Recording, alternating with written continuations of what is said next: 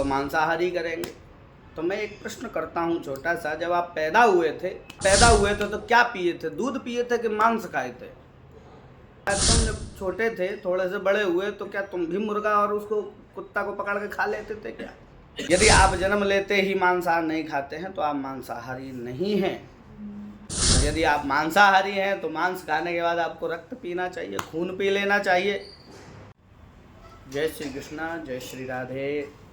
आप सभी कैसे हैं? स्वस्थ होंगे भगवान की कृपा से, हम भी स्वस्थ हैं। और स्वस्थ रहने का कारण भी है क्योंकि हम शाकाहारी हैं। और आज का हमारा विषय भी यही है, शाकाहार और मांसाहार। मांसाहार वास्तव में कुछ होता नहीं है, वो शाकाहार का ही अपोजिट है। जैसे अंग्रेजी में कहते हैं ना कि वेजिटेरियन और नॉन वेजिटेरियन, तो वो नकारात्मक शब्द है, उसमें केवल नॉन जोड़ दिया गया, तो उसका वास्तविकता कोई शब्द नहीं है। तो आज वही हमारा विषय है, उसी पर बात करेंगे।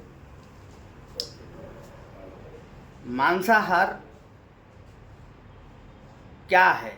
मांसाहार मरे हुए को खाना ही मांसाहार है। किसी को खा रहे हैं, कोई मर चुका है, कोई बॉडी, चाहे वो जीव हो, जंतु हो, चाहे कोई भी हो, उसका रक्त बहा, उसकी चीख पुकार निकली और आपने उसको खा लिया, यही मांसाहार है। और वही चेतनाओं में जा कर के वैसा ही संस्कार पोषण करता है। शास्त्रों में कहा है कि अन्न ही ब्रह्म है, अन्नम ब्रह्म। अन्न को ब्रह्म की संज्ञा हमारे यहाँ दी है, इसलिए उस शुद्ध सात्विक होना बहुत जरूरी है। और एक हिंदी में भी कहावत है, जैसा खाएंगे अन्न वैसा होगा मन। साधारण सी बात है, इसको समझने के लिए थोड़ा सा हम विस्तार से चर्चा करेंगे कि यहाँ मांसाहार और शाकाहार में क्या अंतर है और मांसाहार क्यों छोड़ना जरूरी है। आजकल वैज्ञानिकों ने भी सिद्ध कर दिया है कि मांसाहार खाने वालों में अधिक बीमारियों की गुंजाइश रहती है। कुछ लोग कहते हैं प्रोटीन ज़्यादा मिलती है महाराज। तो महाराज ऐसी प्रोटीन का करोगे भी क्या जो किसी का रक्त बहा के, किसी के प्राण लेकर के आपको भूख मिटानी पड़े? ऐसे प्रोटीन का क्या करना? और प्रोटीन के लिए तो महाराज और भी बहुत सारी चीज़ें शाकाहार में उपलब्ध है। और कहें कि प्रोटीन ज़्यादा है तो 1 किलो मटन, अब हमें तो मालूम नहीं किसका मटन बनता है, परंतु हमने जो सुना है और जो पढ़ा है उसके अनुसार बता रहे हैं कि जो 1 किलो मटन होता है उसमें जितना प्रोटीन होता है, अगर आप मूंग दाल बना करके उसको जो है गला करके रात को सुबह उसको भिगो के खाया जाए, उतना ही प्रोटीन उसमें मिल जाता है और उससे किसी की हानि भी नहीं है। एकदम सत्य सात्विक भोजन है और उससे प्रवृत्तियां भी हमारी सही रहती हैं। तो ये हमारे शरीर से ही संबंधित है, हम उसी पर आएंगे। हम जैसा अन्न खा लेते हैं, अन्न तो अंदर जाकर के क्या करता है आपको भी मालूम है कि शरीर में जाकर के वो रस पैदा करता है, कई सारे भागों में विभक्त होता है।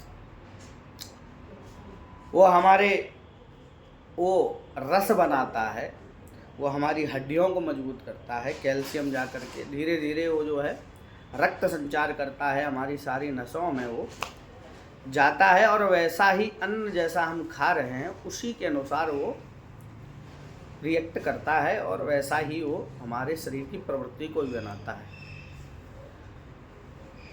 आप देखेंगे कि जैसे जो व्यक्ति हमारे सामने आता है, अगर कोई दुष्प्रवृत्ति का व्यक्ति है और हमें पता है कि दुष्ट प्रवृत्ति का है, इसका गुण अच्छा नहीं है, तो हमारे शरीर में कहीं ना कहीं रिएक्शन वैसा ही होता है। तो सोचिए, यदि हम दूषित अन्न खाएंगे तो जब वो हम तो सीधा उसको अंदर, जब हमारे बाहर से ही हमारे शरीर में रिएक्ट हो जा रहा है, तो जिसको हम खा लिए जो दूषित है, तो महाराज उस शरीर में जाकर के कैसी प्रवृत्तियों को पैदा करेगा, आप खुद इसका विचार लगा सकते हैं। तो वैसी ही प्रवृत्तियों को जन्म देता है और वैसे ही फिर हमारी चित्त की वृत्तियां हो जाती हैं, सात्विक, तामसिक और राजसिक। ये 3 जो प्रवृत्तियां हैं हमारे अन्न पर अधिकतर ये आधारित रहती है। जैसा हम अन्न खाते हैं वैसे ही हमारी प्रवृत्ति होने लगती है। वैज्ञानिकों ने आज ये सिद्ध किया है कि रसोई में जो भोजन बना रहा है या जो बना रही है माता या जो भी, उसके मन में जैसा भाव होता है वो वैसा ही भाव उस भोजन में उतर जाता है।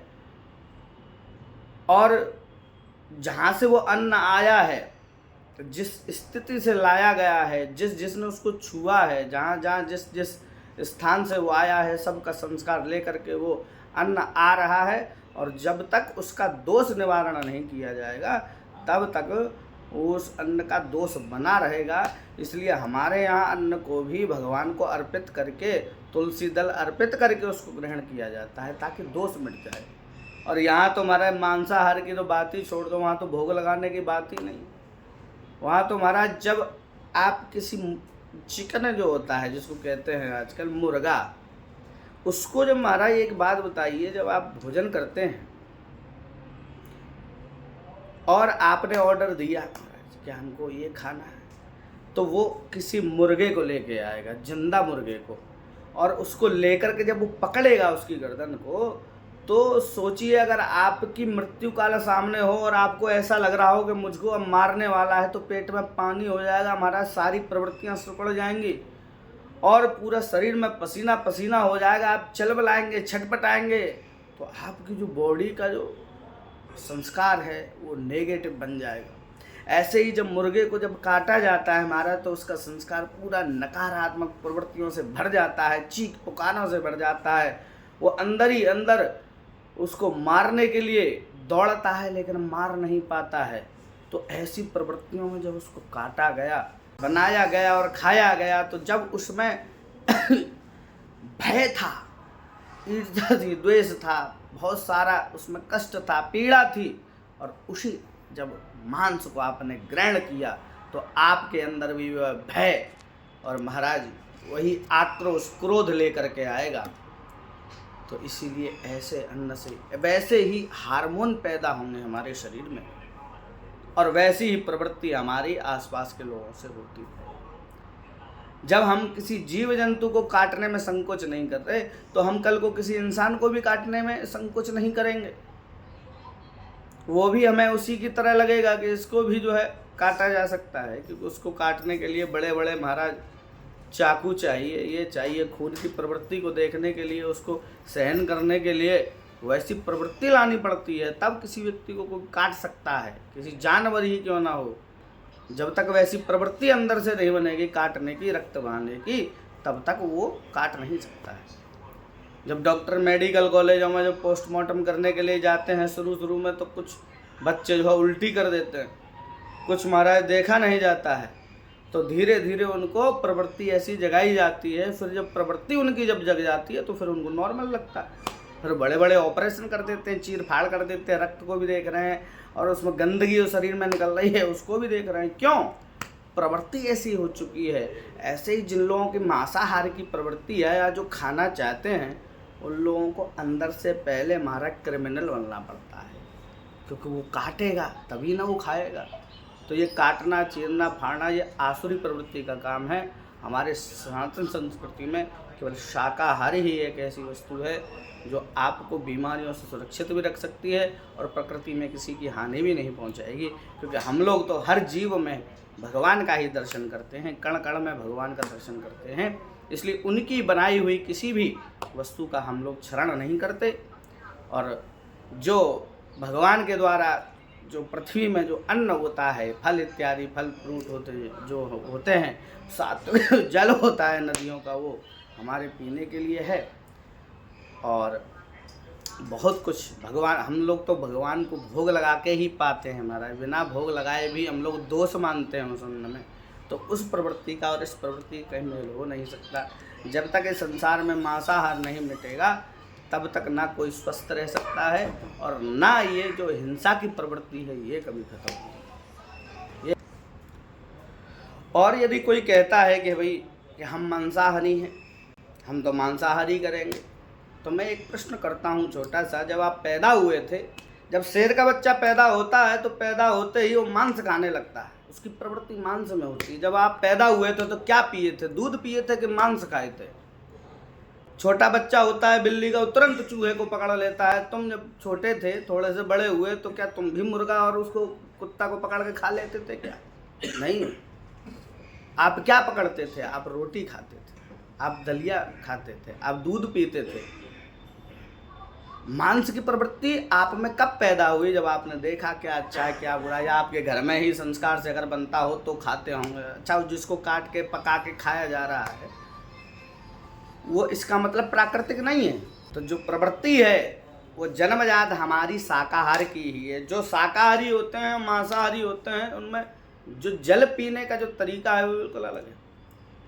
जो मांसाहारी है वो जीभ से चाट के पानी पिएगा। आप कोई भी देख लीजिए, शेर को देख लीजिए, कुत्ता को देख लीजिए, बिल्ली को देख लीजिए। और जो शाकाहारी है वो होठ से पानी पिएगा। भैंस को देख लीजिए, गाय को देख लीजिए, और खुद को देख लीजिए, इंसान बिना होठ ही से पानी पीता है। और हमारे जो दांतों का जो नाखून है हमारे, बिल्कुल चपटे हैं हमारे।